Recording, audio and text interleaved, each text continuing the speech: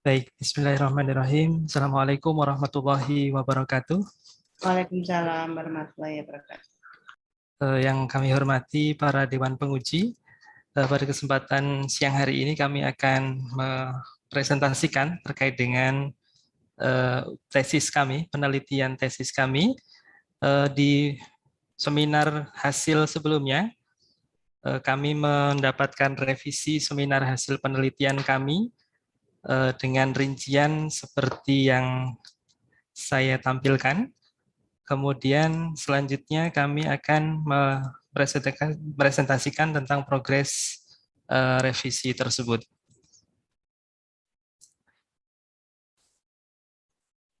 Untuk latar belakang masalah kurang lebih masih sama dengan yang sebelumnya terkait dengan sistem informasi yang diterapkan atau diimplementasikan di FBUI. Kemudian di bagian latar belakang ini juga masih belum ada perubahan karena memang dari latar belakang awal penelitian ini insya Allah sudah kami sesuaikan dengan latar belakang hasil yang sudah kami susun.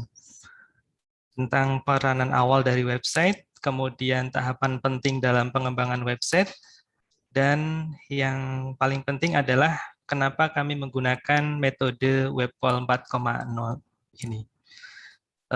Terkait dengan metode yang digunakan, yaitu WebQual 4.0 digunakan dalam rangka untuk pengukuran terhadap kualitas layanan website yang berasal dari penilaian pengguna sistem informasi berbasis website tersebut. Untuk rumusan masalah masih sama dengan yang sebelumnya, yaitu ada 4 rumusan masalah sebagai berikut. Kemudian terkait alur penelitian juga sama. Yang akan kami lebih banyak sampaikan adalah progres revisi yang kemarin disampaikan oleh para Dewan Penguji untuk penentuan responden, susunan atau syarat respondennya juga masih sama,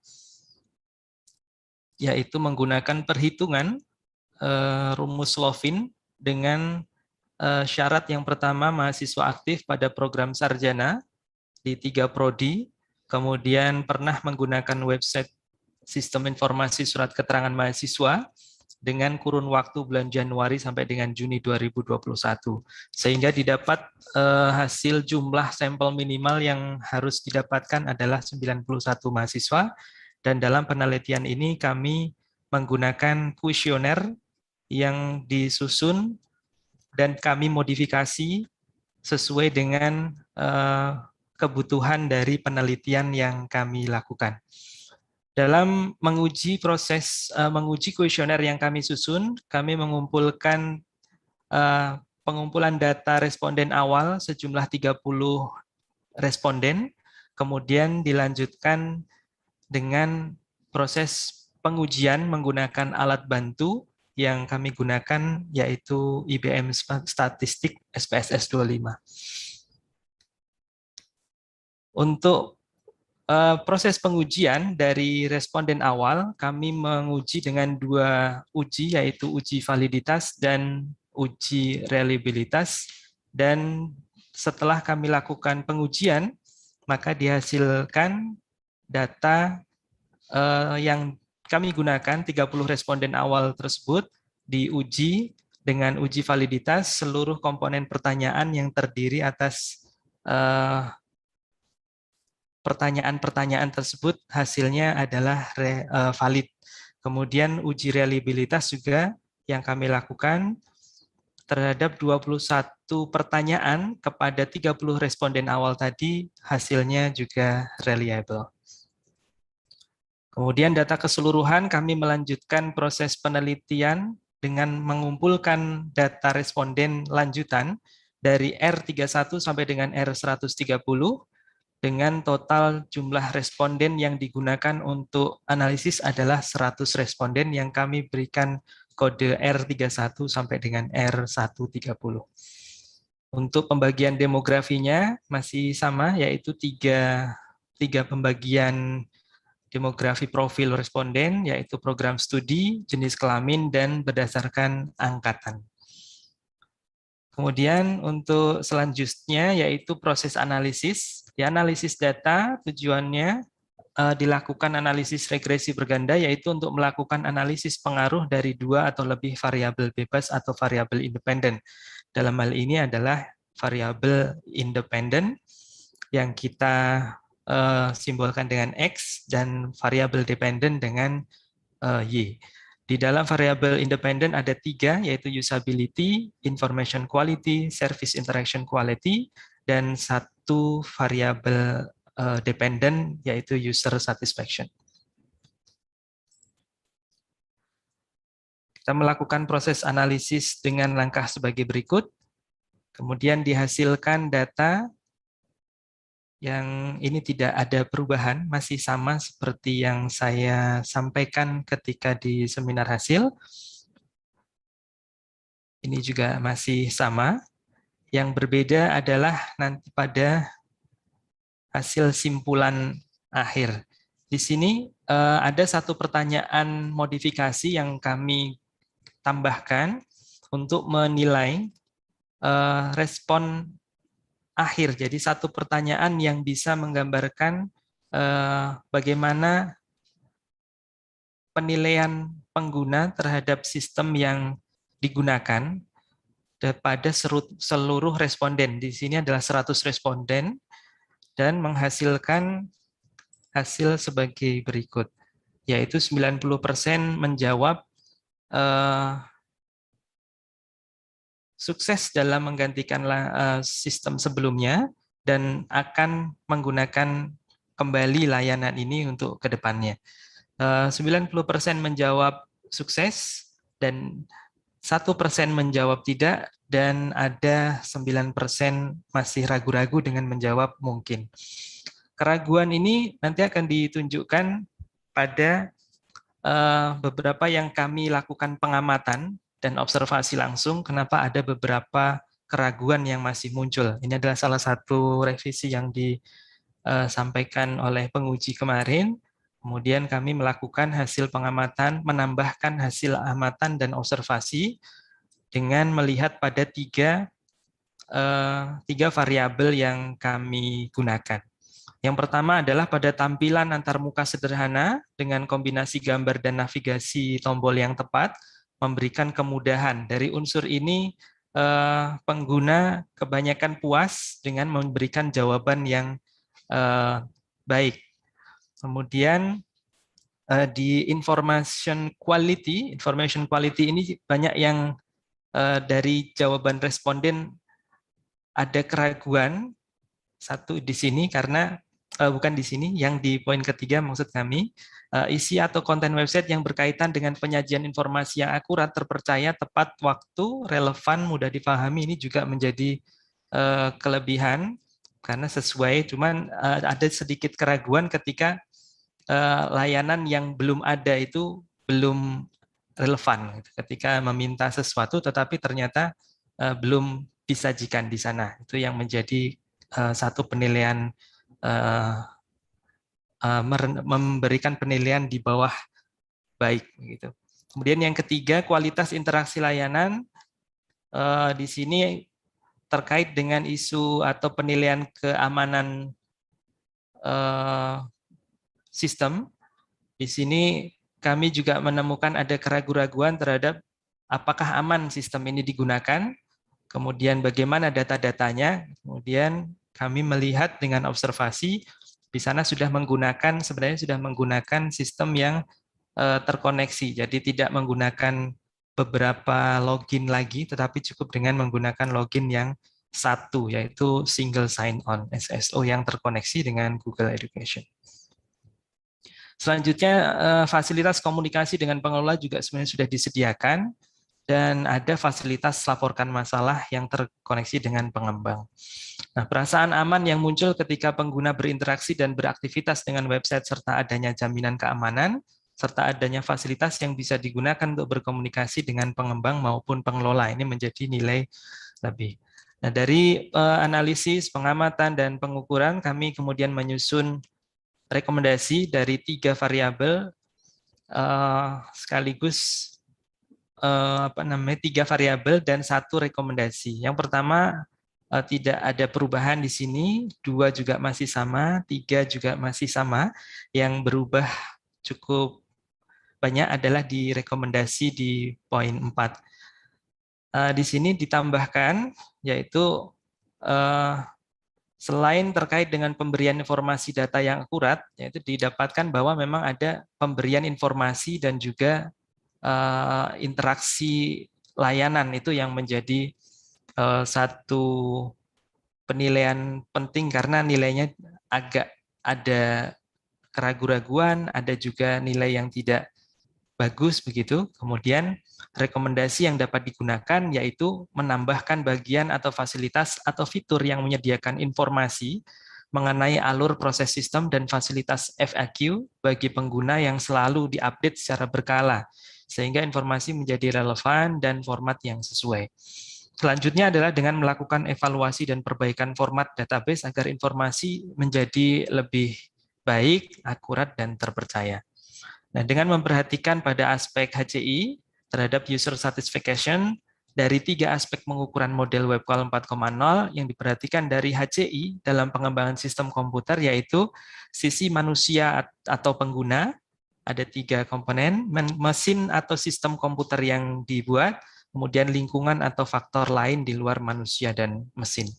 Sehingga berdasarkan pada hasil analisis data, simpulan akhir, dan pengamatan atau observasi yang dilakukan, menghasilkan rekomendasi rancangan tampilan sebagai berikut.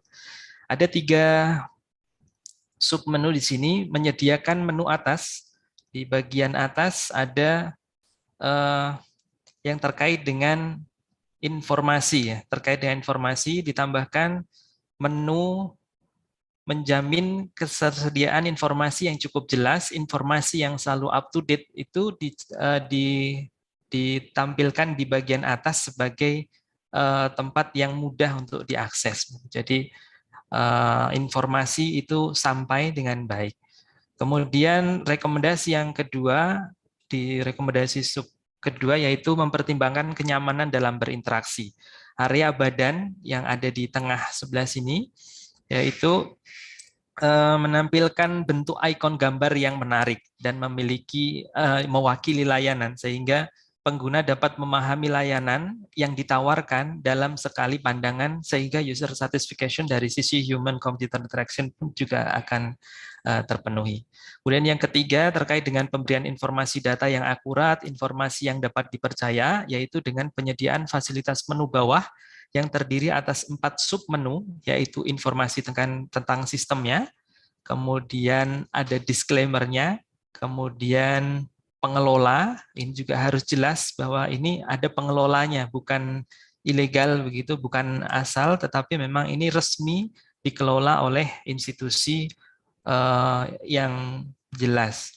Kemudian selain itu pastilah ada beberapa kasus permintaan layanan secara langsung yang itu harus difasilitasi juga di bagian sebelah sini, yaitu menu bisa chatbot, bisa juga dengan messenger seperti itu. Sehingga nanti user satisfaction dari sisi human computer interaction juga terpenuhi.